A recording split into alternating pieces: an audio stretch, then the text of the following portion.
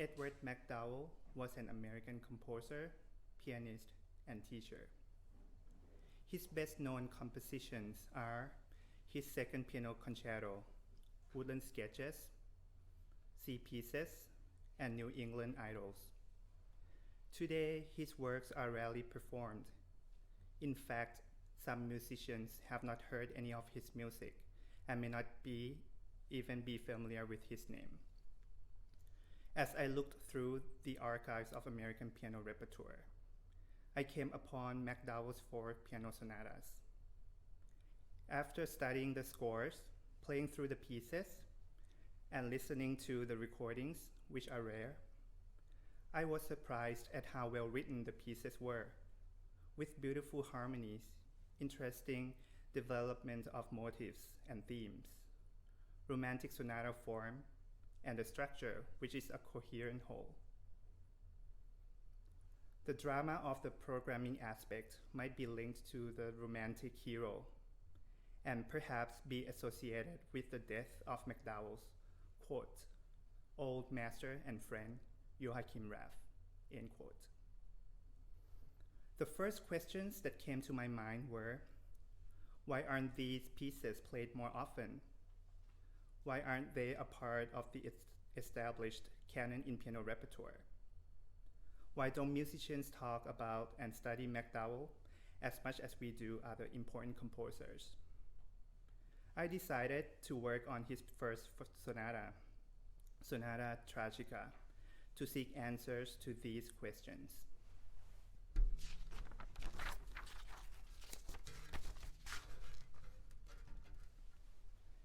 Edward McDowell was born in New York City on December 18, 1860. His ancestry was English and Scottish-Irish. At age 8, McDowell began piano lessons with the Colombian violinist Juan Buitrago, who introduced him to Teresa Carreño, a Venezuelan pianist, singer, composer, and conductor. She encouraged him and later performed his music in the United States and abroad. In 1876, he attended the Paris Conservatoire, where he studied piano with Antoine F. Marmontel. He went to Germany in 1878 and studied in Stuttgart, Wiesbaden, and Frankfurt. He attended the Hoch Conservatorium, now known as the Frankfurt Conservatory, where he studied piano with Karl Hiemann and composition with Joachim Raff. He left the conservatory in 1880 and began giving private piano lessons. In 1881 to 1882, he taught at the school in Darmstadt, as you can see on the screen.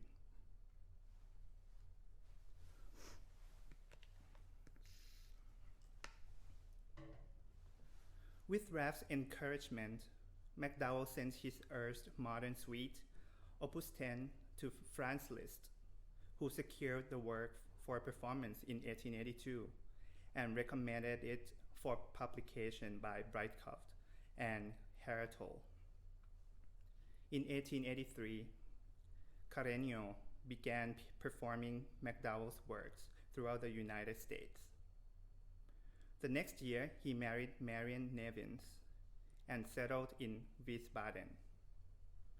He returned to the United States in 1888. McDowell and his wife lived in Boston from 1888 to 1896. This period marked the beginning of his success as a composer and pianist. His well-known works from these years include the Indian Suite, Woodland Sketches, and the Second Piano Concerto. His Sonata Tragica was composed during this period. McDowell lived in New York from 1896 until his death and taught in Columbia University's music department. In 1904, perhaps as a result of a traffic accident, he became almost completely helpless, both mentally and physically. He died in New York on January 23, 1908. Sonata Tragica was composed between 1892 and 1893. MacDowell performed the slow movement as a standalone piece on March 18, 1892, at Chickering Hall in Boston. He gave the first public performance of the entire work in 1893, also at Chickering Hall. The sonata was published the same year by Breitkopf and Hertel. According to John F. Port, a music critic, quote, "The work was undoubtedly written at a white heat of inspiration, for at the time MacDowell not only grieved over the death of his old master and friend, Joachim Raff, but was also harassed by the drudgery and struggle of his own existence," end quote. His wife, Marion, summarized what MacDowell said about musical programs, quote, "I am anxious not to convey the impression that there was ever a specific story embodied in the piece itself. Nothing could be farther from my intention or the facts," end quote. The piece starts with a tragic message and ends with triumph, utilizing the same theme from the introduction. This reminds us of the idea of the romantic hero who encounters tragedy and struggles, but in the end overcomes these obstacles and ultimately triumphs. Thus, the word tragica carries multiple layers of meanings. As you can see on the screen, the piece is in 4 movements.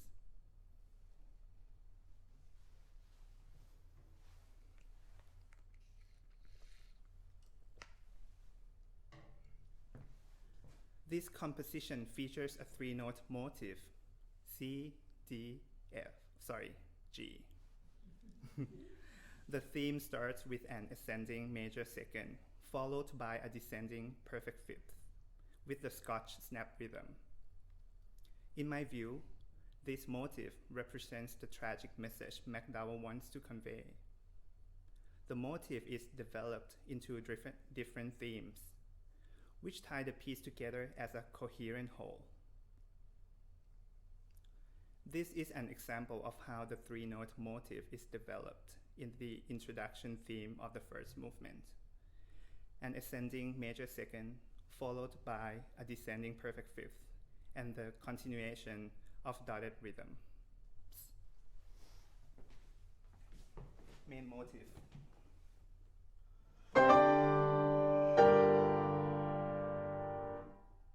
The introduction theme.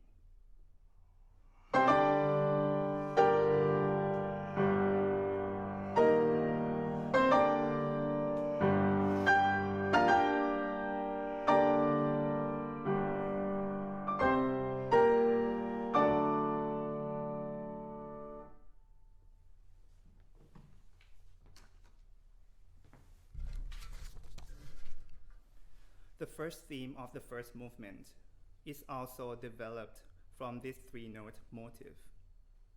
MacDowell alters the pitch order of the motif to D, C, G, and augments the dotted rhythms.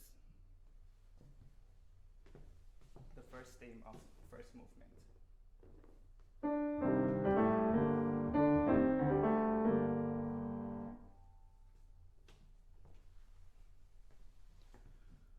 To maintain the unity of the piece and convey a different mood for each theme, MacDowell continues to develop the second theme of the first movement by utilizing the augmentation of dotted rhythms from the first theme.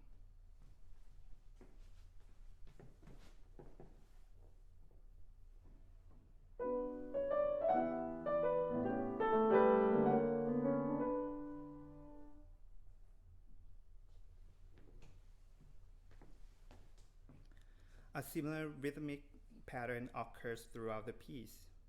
In the development section of the first movement, for example, McDowell uses the rhythm to express the textural exchange between the right and left hands.